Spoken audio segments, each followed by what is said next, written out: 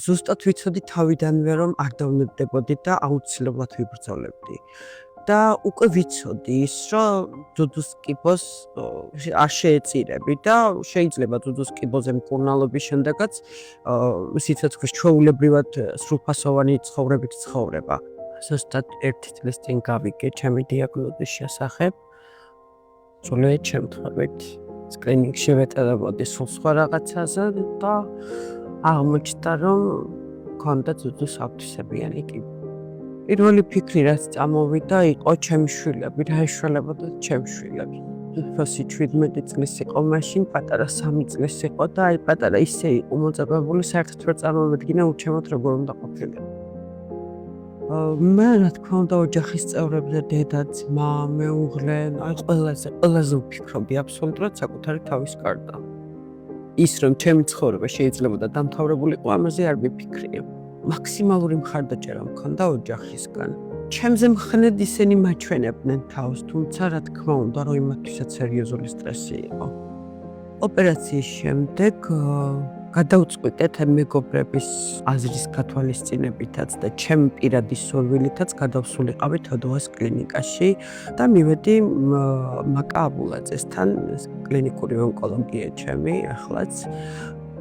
და არ მინანია სხვათა შორის არც ერთი წუთით და დაიწყო ქიმიოთერაპიები.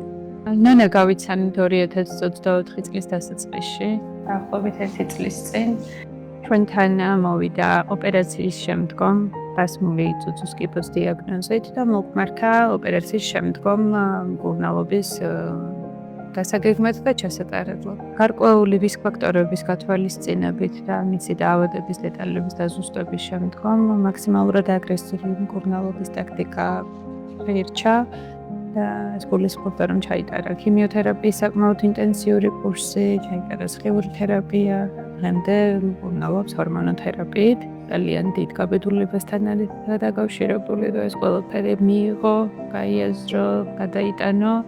და ძალიან ოჩაღად და გაბედულად შეხვდა ყველა ამ ნაბიჯს და შესაბამისად ყველა ეს ეტაპი გადავლახეთ ერთად და წარმატებით და კაც გვაქვს მშვიდობა. ძალიან მნიშვნელოვანი იყო ჩემთვის აი ეს ამ პერიოდში ზოგ ონკოპაციენტთან და ზოგ უკვე ყოფილ ონკოპაციენტთან ურთიერთობა.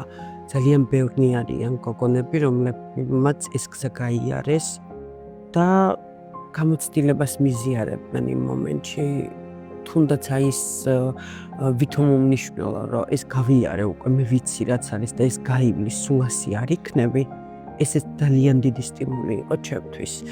ყველა ჯერზე საკუთარ თავს, აი როგორც კი ცუდად ვიგრძნობდი თავს, ვეუბნავდი მაგას, რომ აი ნახე ამდენმა ადამიანებმა გაიარეს ეს, ყველა კარგად არის, შენც კარგად იქნები, უბრალოდ ცოტა ხანი უნდა გაუძლო. ძალიან შემეცვალა დამოკიდებულება ცხოვრების მიმართაც, სიცოცხლის მიმართაც.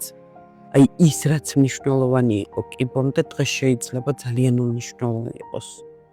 დღეს რო ვიღვიძებ მიხარია, იმიტომ რომ კიდევ ერთი დღე მაქვს შანსი რომ ვიცხოვრო. კიდევ ერთი დღით გავალამაზო ჩემი ოჯახის წევრების ცხოვრება და ჩემი ცხოვრებაც რა თქმა უნდა.